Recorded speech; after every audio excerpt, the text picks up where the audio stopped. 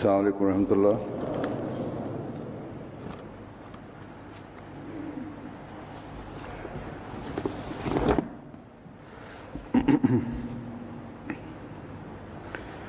अशहदु अल्ला इलाहा इल्लल्लाह वहदहु ला शरीका लहु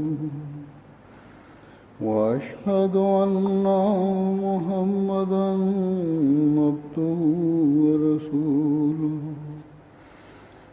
أما بعد فأعوذ بالله من الشيطان الرجيم بسم الله الرحمن الرحيم الحمد لله رب العالمين الرحمن الرحيم مالك يوم الدين إياك نعبد وإياك نستعين اهدنا الصراط المستقيم صراط الذين أنعمت عليهم غير المغضوب عليهم ولا الضالين.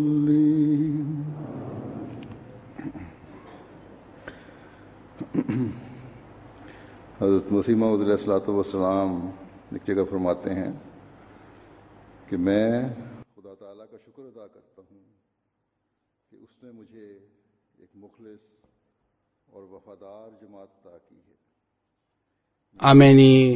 Amenijalia jumuiya yenye imani. Ninaona kwamba kwa ajili ya kazi yote au kwa ajili ya lengo lolote nikawaita wanakuja kwa haraka na kwa shauku ya imani na wanashindana kwa ajili ya hii na kwa ajili ya uwezo sawa na uwezo wao wanakuja, na ninashuhudia kwamba imani na utii wa hali ya juu unapatikana ndani yao. Nikitoa amri yoyote wao wanakuwa tayari kutii ile amri yangu, na amesema kwamba kwa hakika taifa lolote wala jumuiya yoyote haiwezi kupatikana mpaka jumuiya ile iwe na tabia ya kutii imamu yake na iwe na imani ya hali ya juu na utii pia. Amesema Sinama alayhi wasallam kwamba Yesu Kristo shida matatizo aliyopata pamoja na sababu nyingine ilikuwa sababu moja hii pia. Jumuiya ilikuwa udhaifu na ilikuwa haina tabia ya kutii, na kinyume chake maswahaba wa mtume Muhammad sallallahu alaihi wa alihi wasallam walionyesha mfano wa utii na imani ya hali hii kwamba mfano wake haupatikani katika historia. Wao kwa ajili ya mtume sallallahu alaihi wa alihi wasallam walikuwa tayari kupata mateso ya kila aina, kiasi hiki kwamba waliacha nchi yao iliyokuwa mpendwa wao na waliacha mali yao na jamaa zao pia, na hatimaye kwa ajili ya mtume Muhammad sallallahu alaihi wasallam walikuwa tayari kutoa uhai wao. Hii ilikuwa imani yao na utii wao ambao uliwapatia mafanikio. Ninaona kwamba jumuiya yangu pia Mwenyezi Mungu amejalia imani sawa na uwezo wake, na kwa sababu ya hii wao wanaonyesha shauki ya imani yao na utii wao pia. Kisha Sayyidina alayhi wasallam katika kitabu chake kiitwacho Hakikatul Wahi anasema kwa kueleza nishani za Mwenyezi Mungu, katika nishani ya 76 anasema kwamba katika barahini Ahmadiyya kuhusu mimi Mwenyezi Mungu alitoa bishara hii kwamba alqaitu alayka mahabbatu minni, wale tusna ala aini, yani Mwenyezi Mungu anasema kwamba nitatia mapenzi yako ndani ya mioyo ya watu na nitakulelea mbele ya macho yangu. Hii ilikuwa ufunuo wa wakati mimi nilikuwa peke yangu, kulikuwa hakuna wafuasi wangu, na ilham hii imetimia, na Mwenyezi Mungu alinipatia wafuasi wa aina hii ambao Mwenyezi Mungu alitia utii na mapenzi kwa ajili yangu. Wengine walitoa uhai wao kwa ajili yangu, wengine walifukuzwa katika nchi zao na waliteswa na walisumbuliwa, na wako maelfu ambao wanatanguliza mapenzi yangu juu ya nafsi zao na wanaweka mali yao mbele yangu. Sayyidina alayhi salatu wasalam kwa kueleza habari ya Zafar Shah Saheb aliyekuwa sahaba wake, anasema kwamba yeye alisema yule sahaba kwamba nina hamu kwamba chini ya uongozi wa Sayyidina alayhi salatu wasalam niendelee kuishi. Mwenyezi Mungu anajua kwamba ninayo mapenzi kiasi gani kuhusu Sayyidina alayhi salatu wasalam. Ninayo mapenzi kiasi hiki kwamba mali yangu yote na nafsi yangu na najitolea kwa ajili yako. Ndugu zangu na wazazi wangu pia natoa kwa ajili yako. Mwenyezi Mungu anifishe katika hali ya utii wako na katika mapenzi yako. Amin. Sayyidina alayhi salatu wasalam anasema kwamba ninapoona imani ya hali hii na utii wa aina huu, basi mimi nasema, Mola wangu, wewe unamiliki kila kitu, na katika dhama hii uliwaleta hawa wapendwa wangu. Hii ni nishani ya kudra yako.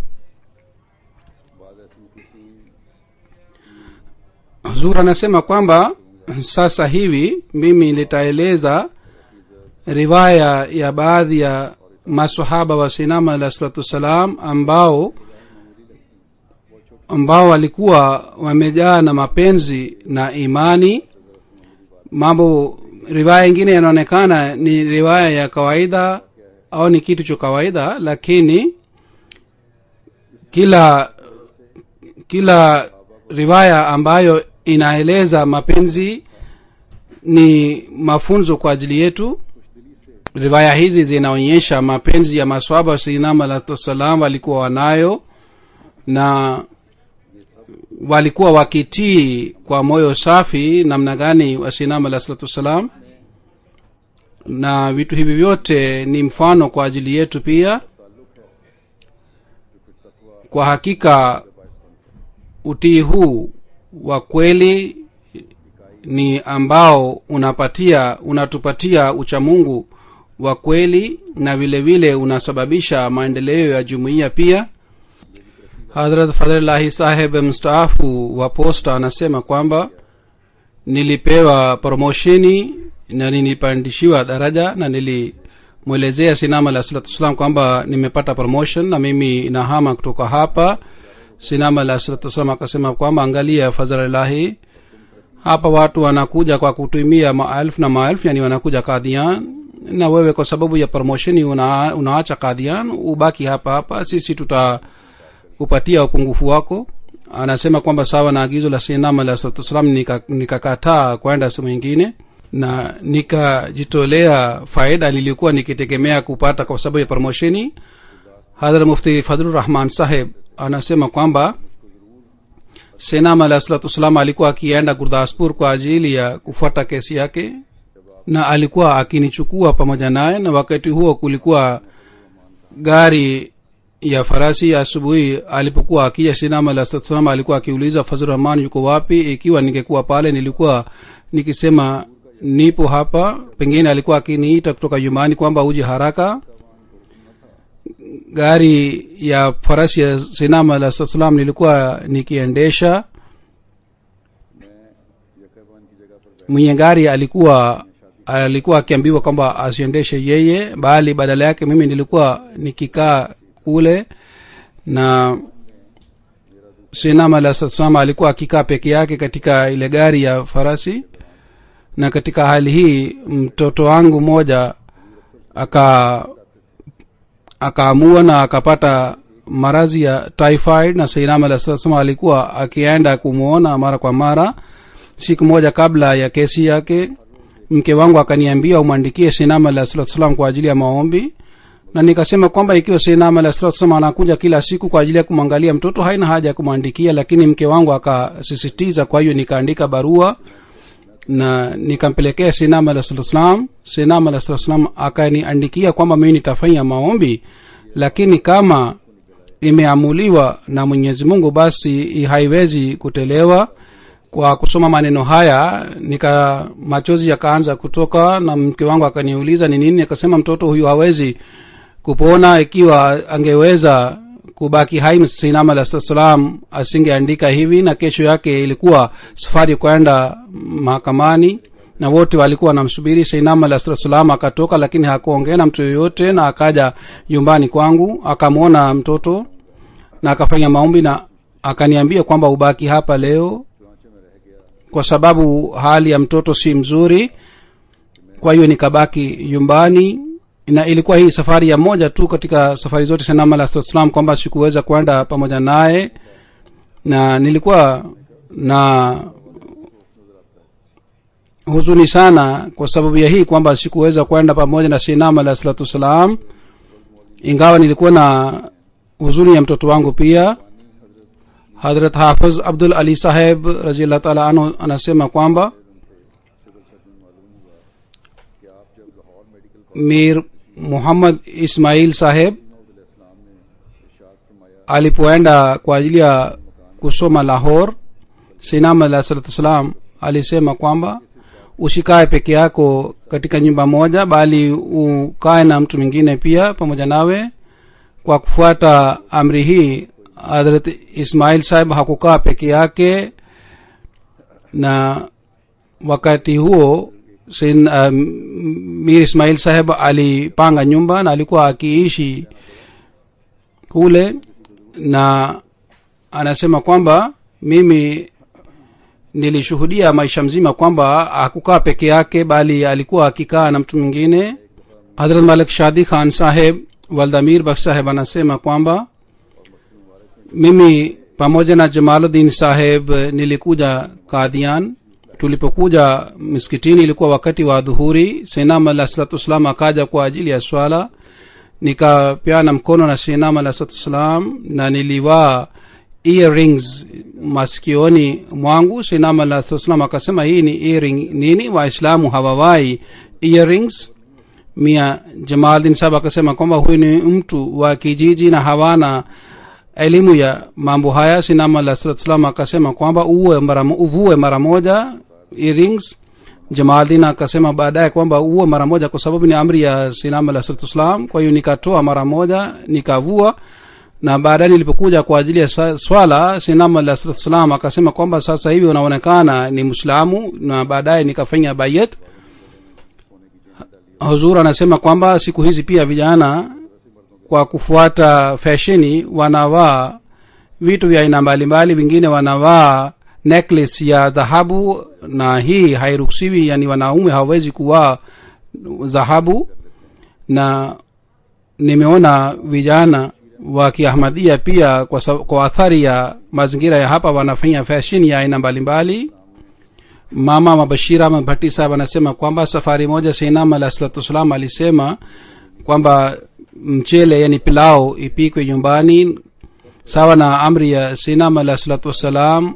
Hazrat Ammajam alipeleka pilau ile katika kila nyumba ya wanajumuiya, na pilau ile inaitwa pilau yenye baraka, na ilikuwa amri ya sinam alayhi salam kwamba watu wote wa nyumbani wale pilau ile.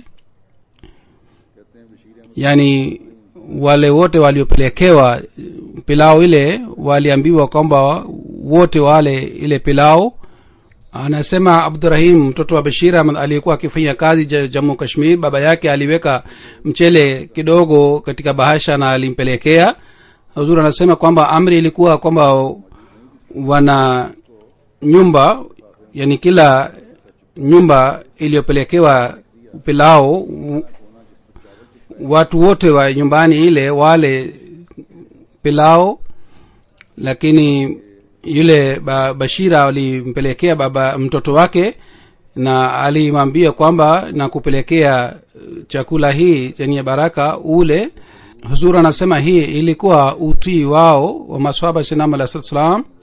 Hazrat Mia Abdul Ghaffar sahab anasema kwamba safari ya mwisho wakati Sayyidina Ali sallam alikwenda Lahore, alimwandikia barua baba yangu aje Lahore. Baba yangu alipofika Lahore, Khaja Kamaluddin sahab akamwambia baba yangu kwamba unafanya nini hapa Lahore, kwa nini umekuja hapa Lahore? Baba yangu akamwonyesha barua ya Sayyidina Ali sallam kwamba umuulize Sayyidina Ali sallam ambaye ameniandikia barua na ameniita hapa. Nikakutana na Sayyidina Ali sallam na nikanyoa nywele zake na nilimpaka hena pia nywele zake na nilikaeleza aliyosema Khaja Kamaluddin sahab. Sayyidina Ali sallam alimwandikia maandishi. Baba yangu alionyesha maandishi yale na watu wote kwa kuona yale maandishi walikaa kimya, na Sayyidina Ali sallam alimwonyesha mapenzi hivi pia. Alimpatia rupia 5 na alisema kwamba mimi nimekuita hapa, usijali watu hao wanasema nini. Yani mapenzi walikuwa wanayo maswahaba wa Sayyidina Ali sallam. Vile vile Sayyidina Ali sallam pia alikuwa akiwapenda zaidi na alikuwa akiwapatia mapenzi zaidi. Hadhrat Sheikh Zainul Abidin sahib radhiyallahu ta'ala anhu anasema kwamba Hafiz sahib alipokuja Qadian alikuwa akivuta huka, yani aina fulani ya sigara, na alikuwa akienda katika nyumba ya Nizamuddin kwa ajili ya kuvuta huka. Na Nizamuddin alikuwa mdui wa Sayyidina Ali sallam, na Sayyidina Ali sallam akapata taarifa yake. Sayyidina Ali sallam akampatia hela Mia Hamad na akasema, Mia Hamad, naenda sokoni na ukanunue huka, na wakati wote ukiona ni haja basi uvute, lakini usiende kwa Nizamuddin, kwa sababu hawa watu walikuwa mdui wa Islam. Kwa hiyo akanunua huka na aliendelea kuvuta. Baada ya miezi 6 au 7 akasema, Hamad Ali, ukiacha huka itakuwa vizuri sana. Hamad akasema sawa Huzuri, taacha. Na kwa hivyo akaacha kuvuta huka, yani sigara ile. Kwanza kwa ajili ya kuwaepusha katika urafiki wa wale watu wabaya, alifanya mpango kwa muda na akasema ununue huka na uvute hapa nyumbani. Na ile wakati ilipopita akasema tena Sayyidina Ali salatu wasalam kwamba kitu hiki ni kitu ambacho ni kibaya kwa ajili ya afya na kinasababisha maradhi mbalimbali, kwa hivyo ni bora uache. Huzur anasema kwamba mtu yeyote asione kwamba Sayyidina Ali salatu wasalam alifanya mpango mara moja kwa ajili yake, kwa hivyo kuvuta sigara na vitu vya aina hii sasa naruhusiwa kuvuta. Sayyidina Ali salatu wasalam amesema sehemu moja kwamba wakati wa Sayyidina Ali salatu wasalam tambaku ikengepatikana lazima angekataa isivutwe. Hadrat Mala Ghulam Hussain sahib Muhajir radhiyallahu ta'ala anhu anasema kwamba safari moja Sayyidina Ali salatu wasalam aliniita wakati mtu fulani set fulani alipokuja. Sayyidina Ali salatu wasalam akaniita na akasema, Mia Ghulam Hussain, kwa ajili ya kumhudumia Sayyid sahib Pira na Karamdad nimempatia jukumu, lakini wao si wasomi sana, kwa hivyo wewe pia umwangalie Sayyid sahib umhudumie. Pira alipewa jukumu la kununua vitu kwa ajili ya Sheikh sahib, na kwa sababu Sayyid sahib alikuwa akivuta sigara, kwa hiyo Pira alikuwa akitayarisha huka, yani sigara ya aina fulani kwa ajili yake. Sayyidina Ali salatu wasalam alinipatia jukumu la kuangalia hao wote wawili, na alisema pia kwamba umwangalie vizuri Sayyid sahib. Sayyid sahib ni mwenye heshima sana na anakuja hapa kwa kupata taabu sana. Sayyid sahib alipokuwa akisema kwamba anataka maji baridi, nilikuwa nikienda msikitini mara moja na nilikuwa nikimletea, na chakula pia nilikuwa nikimpatia, na alikuwa akikaa mwezi moja na nusu. Na sainam alayhi salatu wasalam alikuwa akiniuliza mara kwa mara kwamba je Sheikh saheb ana shida yoyote. Siku moja sainam alayhi salatu wasalam alimuuliza Sheikh saheb msikitini kwa kufanya tabasamu kwamba je una tatizo lolote. Akasema hazur sina shida yoyote, wananiletea maji baridi kutoka miskitini. sainam alayhi salatu wasalam kwa ajili ya kumsindikiza alikuwa akienda karibu na Darul Shifa, na alipokuwa akirudi sainam alayhi salatu wasalam alikuwa akiwapatia pira na karamdad rupiya 2 na alikuwa akinipatia rupiya 5 kama ni zawadi.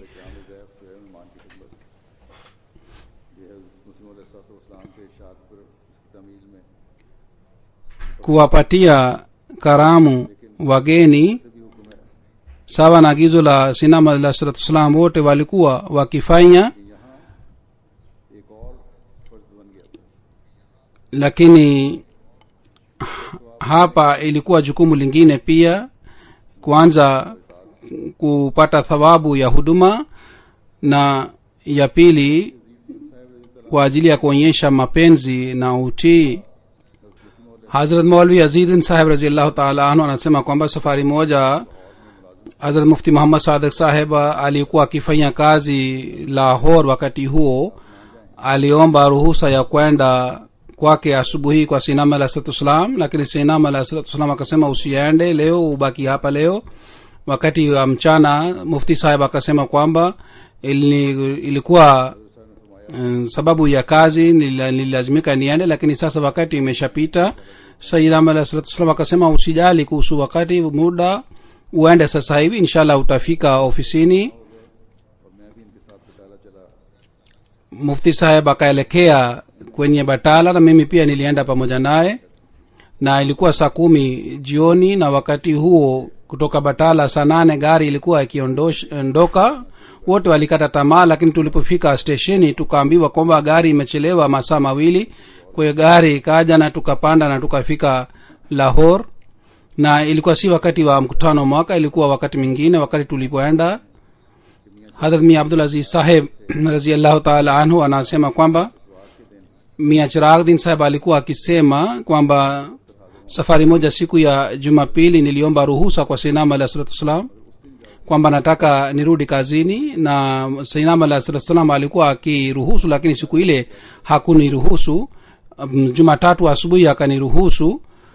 Saa 5 nikapanda gari ya moshi na nikafika saa 9 Lahore ofisini Lahore. Kisha saa 3:30 saa 9:30 nikafika ofisini na nilikaa tu ofisini.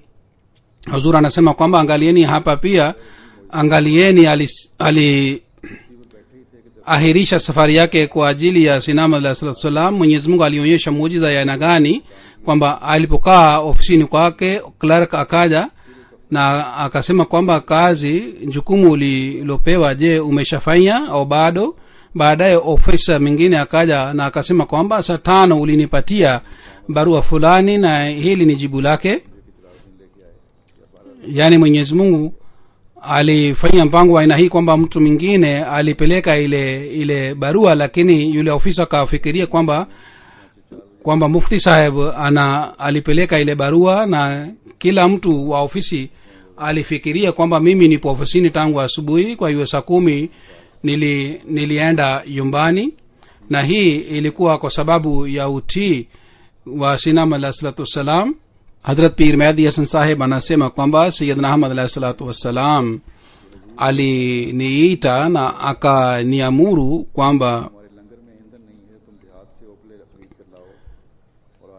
kwa ajili ya kupikia chakula hatuna kuni, kwa hiyo uende vijijini na ununue kuni na urudi leo jioni, kwa sababu kwa ajili ya kesho hatuna kuni. Na akanipatia rupiya 4 kwa ajili ya kununua kuni, na baada ya kupokea rupiya 4 nikapanda juu ya paa ya msikiti wa Mubarak karibu na minara ya msikiti wa Mubarak. Nikaanza kufanya maombi kwamba masi wako amenipatia jukumu na kazi, na mimi sina uzoefu wa kazi hii, ujuzi wa kazi hii, unijalie ili mpaka jioni niweze kununua kuni na nirudi hapa.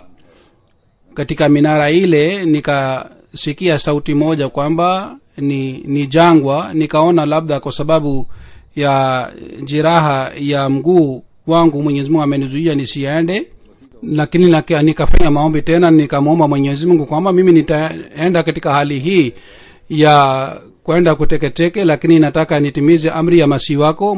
Nikasikia tena sauti kwamba kuni itafika hapa, haina haja ya kwenda sehemu yote. Kwa hiyo nikafanya sijda ya shukrani. Kwa hiyo nikakaa kule kule na nikaendelea kufanya maombi, isije jioni nipate fedheha mbele ya Sayyidina alayhi salatu wassalam. Kisha nikaona kwamba mimi si nabii wa Mwenyezi Mungu, kwamba ufunuo wangu utatimia. Lakini baadaye wazo likaja moyoni mwangu kwamba ninatakiwa niwe na yakini juu ya ahadi ya Mwenyezi Mungu. Lazima Mwenyezi Mungu ataleta kuni hapa. Kwa hiyo nikaendelea kukaa juu ya paa la msikiti wa Mubarak. Wakati wa dhuhuri nikashuka chini ya paa, na mtumishi mmoja wa nyumba ya Sayyidina alayhi wasallam aliyeona wakati Sayyidina alayhi wasallam alinipatia hela kwa ajili ya kununua kuni, akasema kwamba je, wewe hukuenda mpaka sasa hivi? Mimi nikamwambia kwamba Mwenyezi Mungu amenifunulia kwamba kuni itafika hapa hapa, haina haja kwenda nje. Kwa yule mtumishi akasema kwamba wewe je, unasema kwamba mpaka hutapata au ufunuo hutaenda kwa ajili ya kazi yoyote? Basi naenda kumwambia Sayyidina alayhi wasallam kwamba wewe bado hujaenda. Kwa hiyo yule mtumishi akamwambia Sayyidina alayhi wasallam, pamoja na hii kwamba nilimzuia asimwambie, yule mtumishi akamwambia Sayyidina alayhi wasallam kwamba Mehdi sana anasema kwamba sitaenda mpaka nipate ufunuo. Nilikuwa na hofu kwamba Sayyidina alayhi wasallam ataniuliza na nitalazimika kueleza ufunuo wangu. Yani mimi siwezi kusema mbele ya Sayyidina alayhi wasallam kwamba nimepata ufunuo. Kwa hiyo nikakimbilia mlango wa batala na nikaangalia nyuma kwamba je, kuna mtu yote ambaye ananiita. Na baada ya kufika kule nikanuia kwamba niende Sekwana nitafute kuni na nimuombe msaada kwa Khairuddin saheb wanisaidie. Baada ya kwenda kidogo mbele nikapata wazo tena kwamba Mwenyezi Mungu amesema kwamba kuni itafika hapa, kwa nini mimi naenda kule?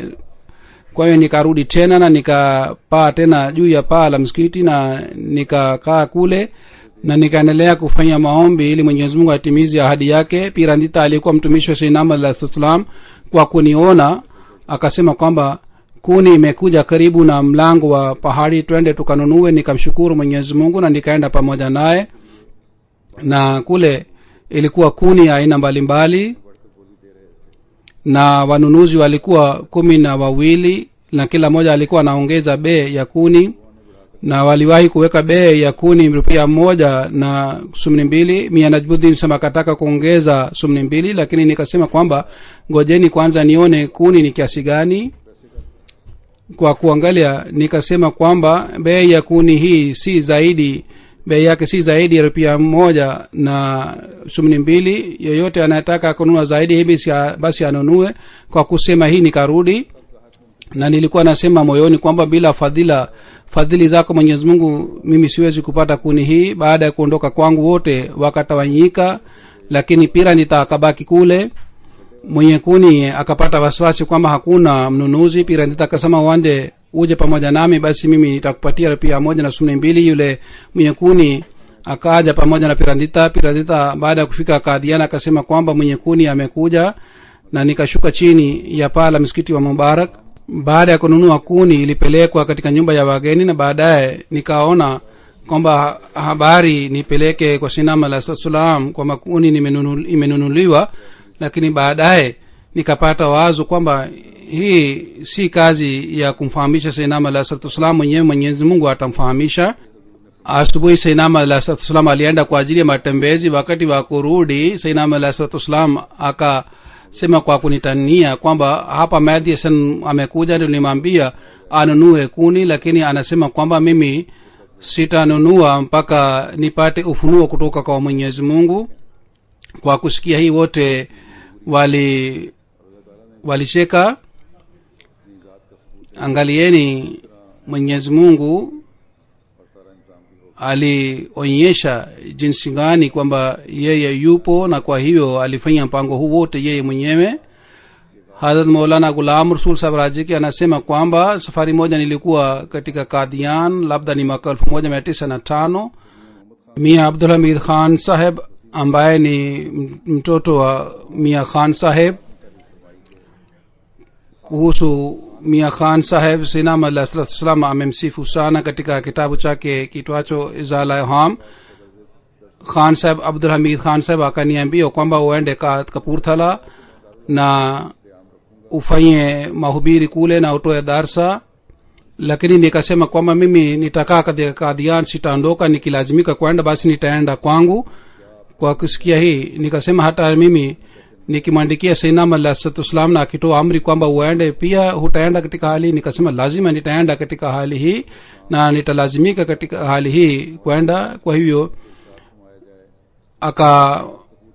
akamwandikia Sayyidina Ali sallallahu alaihi wasallam barua kwamba Maulana Ghulam Rasul Raji Sahib apewe amri kwamba aende pamoja nami na akae kule kwa ajili ya kutoa darsa na kwa ajili ya kufanya mahubiri. Sayyidina Ali sallallahu alaihi wasallam katika jibu la ile barua alisema kwamba ndiyo anaweza kwenda, mimi ninatoa ruhusa. Kwa hiyo nilienda pamoja naye Kapurthala, na kule nilikaa takriban miezi 6. Niliendelea kutoa darsa na niliendelea kufanya mahubiri, na kwa ruhusa ya Sayyidina Ali sallallahu alaihi wasallam ilikuwa mara ya kwanza nilienda kule Kapurthala kwa ajili ya kuhudumia Islam.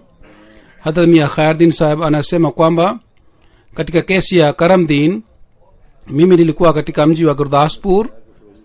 Ilikuwa wakati wa sala ya Maghrib. Sayyidina Ali sallallahu alaihi wasallam akasema kwamba Feruzdin Sahib wa Daskvi bado hajafika na kesho asubuhi anatoa ushahidi, na alikuwa si mwanajumuiya lakini alikuwa mtu mzuri. Kisha akamwambia Sayyidina Ali sallallahu alaihi wasallam Sayyidina Maulvi Sahib kwamba ulete mtu ambaye anafahamu Maulvi Nur Ahmad wa Lodi Nangal. Mimi nikaenda nikasema Hazur, mimi namfahamu. Hazur akasema uende sasa hivi na asubuhi saa 3 uje pamoja naye. Nikafika usiku na njiani usiku nikapumzika kidogo, na asubuhi nikafika kijijini. Maulvi Sahib baada ya kusala alikuwa anafundisha watoto. Kwa kuniona akaniuliza kwamba umekuja aje. Nikasema nimekuja kutoka Gurdaspur na Hazur amekuita. Kwa hiyo Maulvi Sahib akafunga kitabu chake mara moja na akasoma aya hii, ya ayyuhallazina amanu stajibu lillahi walirrasul idha da'akum lima yuhyikum, yani enyi mlioamini muitikieni Mwenyezi Mungu na mtume wake wakati anakuita kwa ajili ya kuwapatieni uhai. Maulvi Sahib hakuenda nyumbani bali alikuja pamoja nami moja kwa moja, na takriban saa 3 tulifika.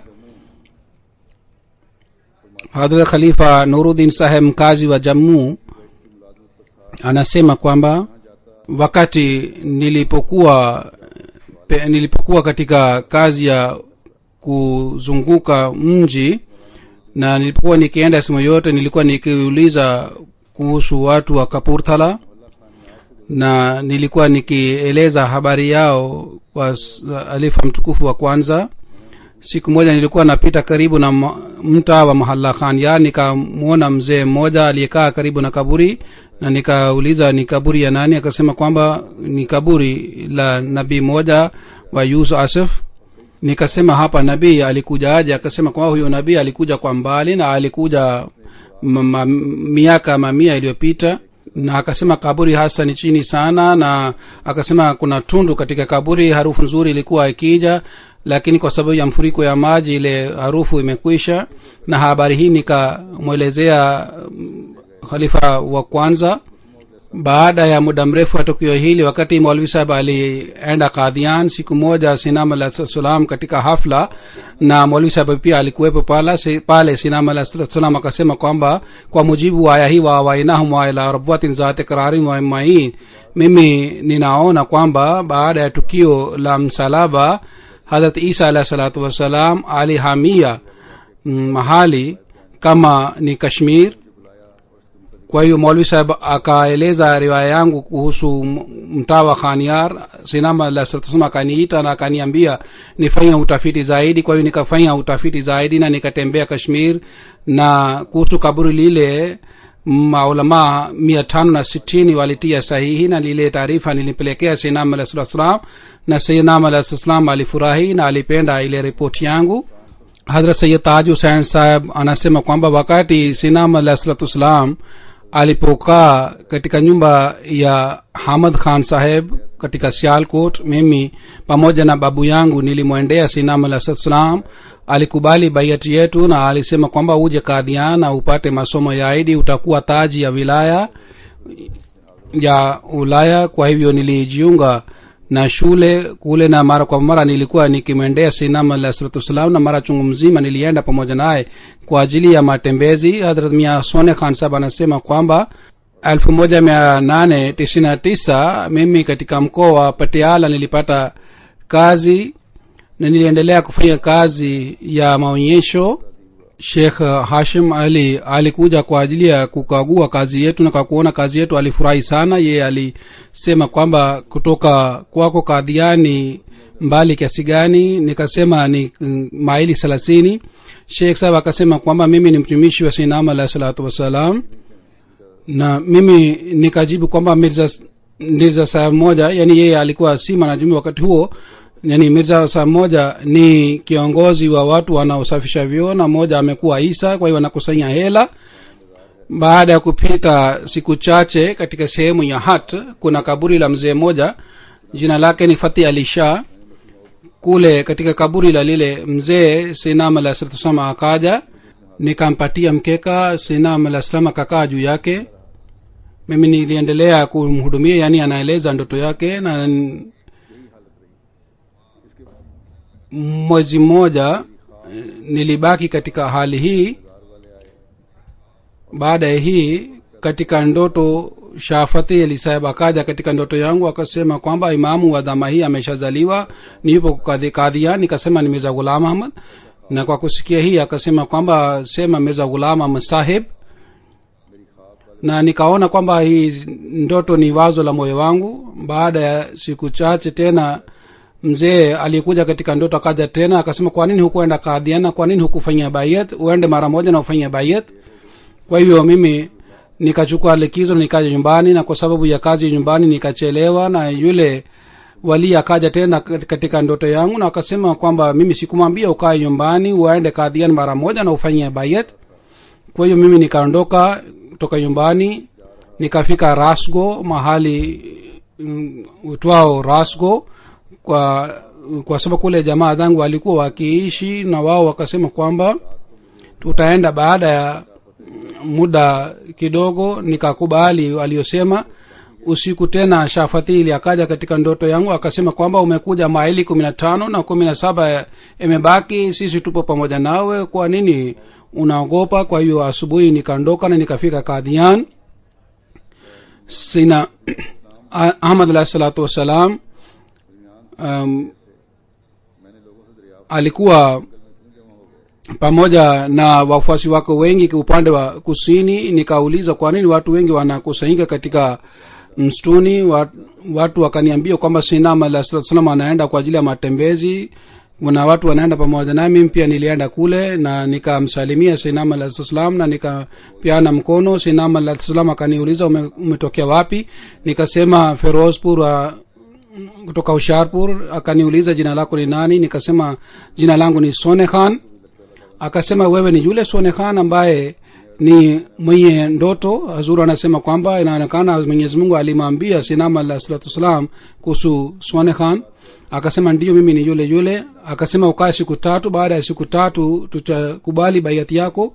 baada ya siku 3 akakubali bayati yangu. Sinam alayhi salatu wasallam akasema kwamba mwanzoni waliompokea Isa alayhi salatu wasallam walikuwa watu wa kawaida wanyonge. Labda Sinam alayhi salatu wasallam alipata taarifa hii kwamba aliyosema alivyosema kuhusu wafuasi wa Sayyidina alayhi salatu wasalam. Sayyidina alayhi salatu wasalam akasema kwamba walimpokea Isa alayhi salatu wasalam walikuwa mwanzoni watu wanyonge, na vile vile wafuasi wangu pia ni wanyonge. Kwa hiyo akasema kwamba akampatia nasaha kwamba uwe na imani kwamba mimi ni mkweli, na ya pili usali swala 5, ya 3 usiseme uongo katika maisha yako. Kwa kusema hii akaniruhusu kwamba niondoke. Kila mwanajumuiya anatakiwa akumbuke nasaha hizi 3 katika maisha yake. Hadhrat Fadhilullah Sahib wal Muhammad Bakhsh anasema kwamba ni safari moja, siku moja Sayyidina alayhi salatu wasalam na Hadhrat Amajan walikuja kijijini kwangu wakati walipokwenda kwa ajili ya matembezi. Walipokuwa karibu kuondoka, alitupatia utupatie maji. Mama yangu akanipatia maji na akasema umpelekee. Nikampelekea maji mara moja, na Amajana Sayyidina alayhi salatu wasalam alikuwa amesimama njiani. Nikampatia maji ya Amajan akaanza kunywa.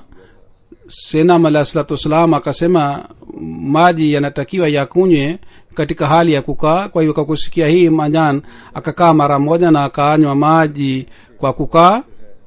Hadhrat Nizamuddin Sahib anasema kwamba safari moja, wakati ilikuwa desturi kwamba wageni wote walikuwa wakikusanyika katika chumba kimoja, kisha baadaye taarifa ilikuwa ikipelekwa kwa Sayyidina alayhi salatu wasalam kwamba wageni wote wameshafika.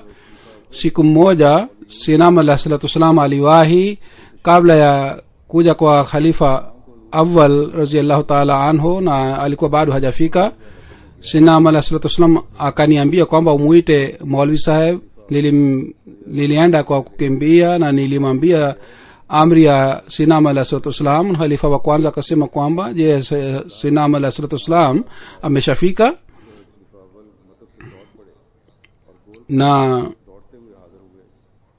kwa kushikia hii khalifa wa kwanza akaacha duka lake la dawa na akakimbia na akaja katika chumba ambapo Sayyidina alayhi salatu wasalam alikuwa amekaa. Sina khalifa mtukufu wa kwanza alikuwa akikaa kwa kuinama kichwa chake mbele ya Sayyidina alayhi salatu wasalam. Alikuwa hasimi mpaka Sayyidina alayhi salatu wasalam alikuwa akimuuliza yeye mwenyewe.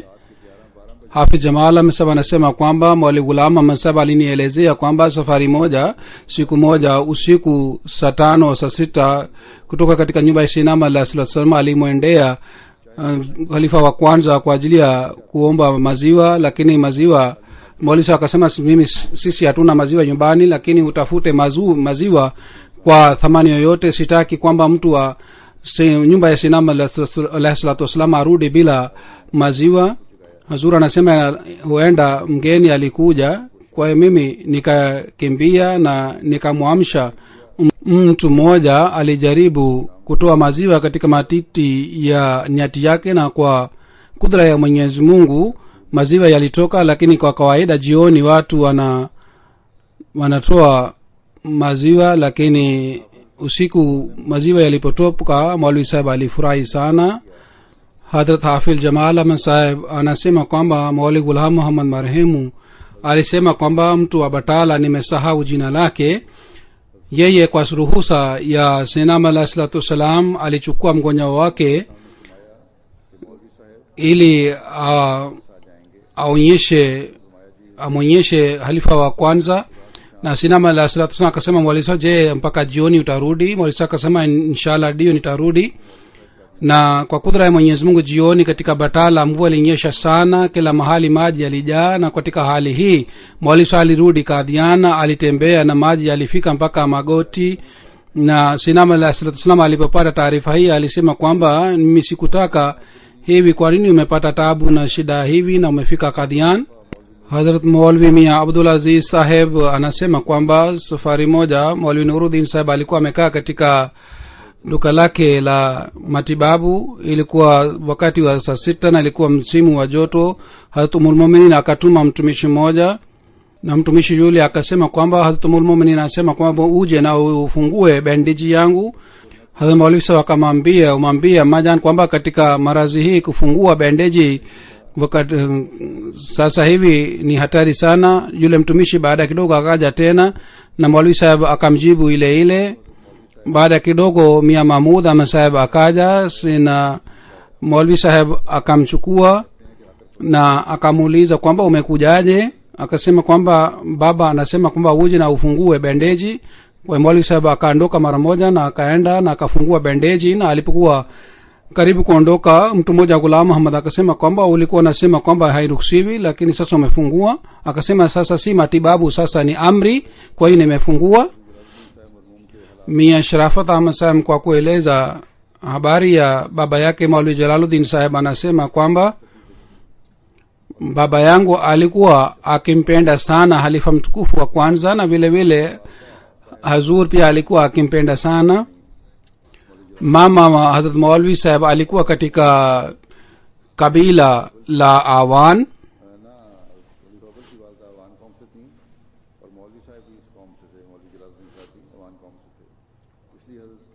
na Maulvi Saheb pia alikuwa katika kabila la Awan. Ndio maana Maulvi Saheb alikuwa akimpenda sana. Alipewa amri kutoka kwa halifa wa kwanza kwamba wakati wote utakapokuja Qadian, utakapokaa katika hafla ya utakapokuja Qadian, ukae katika hafla ya Sayyidina alayhi salatu wasalam, na au uje kwangu, na zaidi hapo huwezi kwenda sehemu yoyote. Maulvi Saheb alikuwa akisema kwamba nilikuwa nikifanya hivi. Baba anasema kwamba katika Ramadhan safari moja nilienda kule na nilifunga saumu katika Qadian. Hazrat Sayyid Muhammad Zafrullah Khan Saheb anasema kwamba halifa mtukufu wa kwanza radhiyallahu ta'ala anhu, pamoja na kazi ya kuwapatia watu matibabu, alikuwa akitoa darsa miskitini, na nilibahatika pamoja na baba yangu kwamba nilienda kuhudhuria mara kwa mara. Nakumbuka vizuri kwamba baadhi wakati katika darsa ile mtu alipokuwa akisema kwamba Sayyidina alayhi salatu wasalam amekuja nje, kwa kusikia hii halifa mtukufu wa kwanza alikuwa akiacha darsa na alikuwa akienda nje, na katika hali alikuwa akifunga kilemba chake na alikuwa akivaa viatu vyake, na alipokuwa akikaa katika hafla ya Sayyidina alayhi salatu wasalam alikuwa hamuoni Sayyidina alayhi salatu wasalam mpaka alikuwa anaitwa na Sayyidina alayhi salatu wasalam. Sufi Ghulam Muhammad Saheb anasema baada ya kifo cha Sayyidina alayhi salatu wasalam wote walifanya bayat ya Maulvi Nuruddin Saheb, na baba akasema jana nilikuwa ndugu yangu na mimi leo nimekuwa baba yenu, kwa hiyo mnalazimika kunitii. Amtul Hafiz alikuwa mdogo katika watoto wa Sayyidina alayhi salatu wasalam.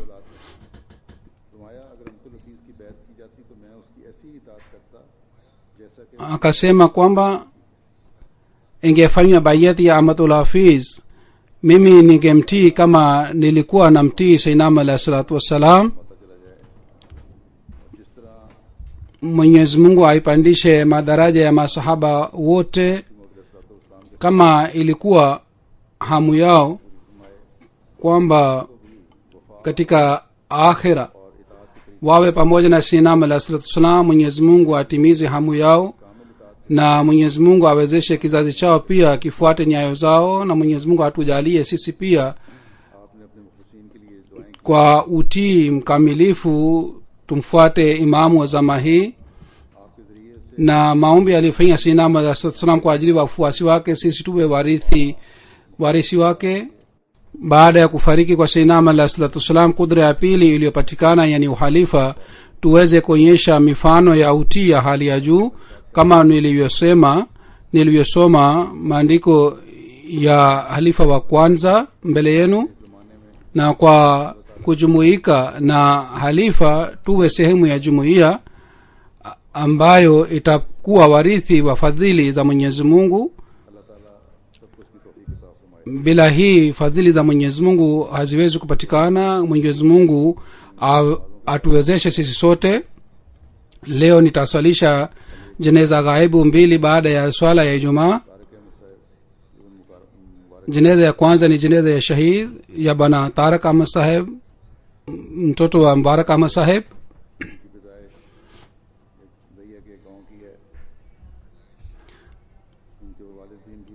alizaliwa katika kijiji cha Laya. Baba yake kabla ya kuzaliwa kwake, yani Tariq Saheb, alifariki miezi miwili kabla ya kuzaliwa kwake. Tariq Saheb umri wake ulikuwa miaka 41. alikuwa mtu mwenye akili sana. tarehe 17 wa 2012 alienda Laya kwa ajili ya kununua vifaa vya nyumbani na kwa ajili ya shughuli ya biashara. Saa 10 alipiga simu nyumbani kwamba boga nimenunua, je kuna kitu kingine kinachohitajika? Kisha kulikuwa hakuna mawasiliano mpaka jioni, mpaka usiku.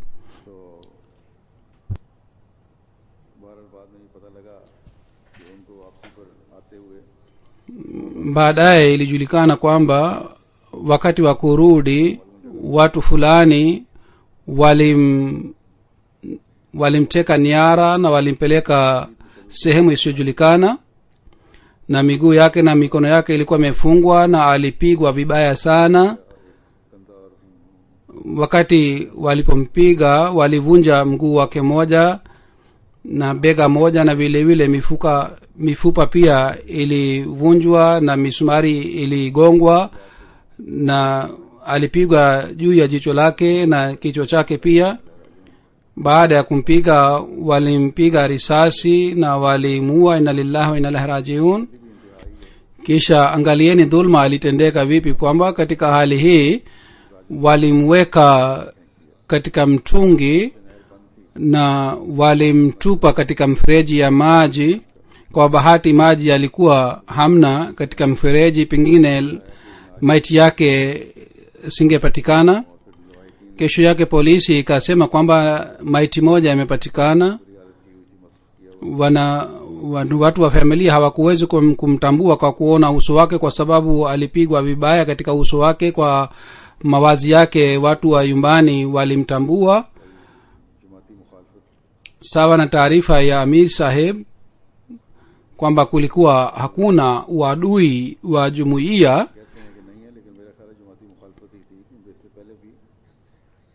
lakini huzuri anasema mimi naona kwamba hii imefanyika kwa sababu ya uadui wa jumuiya, kwa sababu alikuwa mtu mwema sana, alikuwa hana uadui wa aina wote. Na jamaa yake moja pia alipigwa zamani. Mwenyezi Mungu aiweke roho ya marehemu mahala pema, na Mwenyezi Mungu awakamate maadui hawa pia, na aonyeshe nishani kutoka kwake dhidi ya hawa maadui. Kumbukeni kwamba madamu hamfanyi maombi na hamombi nishani kutoka kwa Mwenyezi Mungu,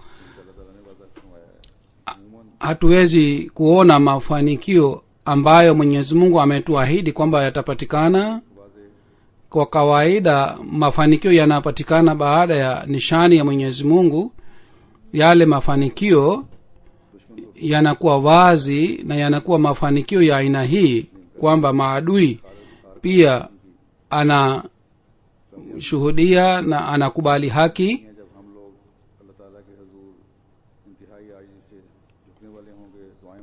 Mafanikio ya aina hii yanapatikana wakati tunapoinama mbele ya Mwenyezi Mungu na tunafanya maombi sana, na tutakapotimiza haki za Mwenyezi Mungu, haki za wanadamu. Mwenyezi Mungu atuwezeshe na tuweze kufanya hivi.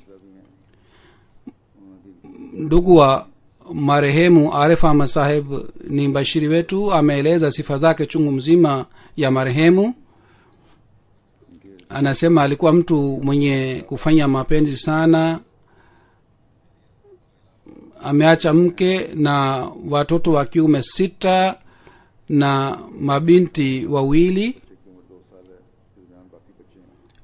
Mtoto wa kwanza umri wake ni miaka 18 na mtoto wa mdogo umri wake ni miaka 2. Mwenyezi Mungu awalinde hawa watoto pia. Jeneza ya pili ni ya Bi Amatul Qayyum Sahiba, aliyekuwa mkazi wa Rabwa, mke wa Abdusalam saheb, tarehe 3 wa Mai alifariki. Inna lillahi wa inna ilaihi rajiun. Alikuwa miongoni wa wakazi wa Rabwa wa zamani. Alikuwa musia. Ameacha watoto wa kiume 3, mabinti 3 na watoto wa kiume 5.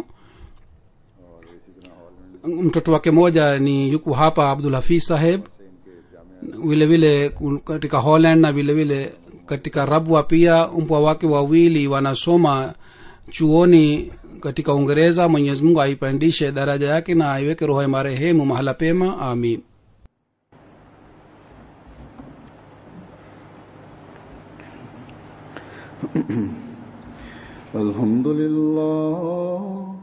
Alhamdulillah nahmaduhu wa nasta'inuhu wa nastaghfiruhu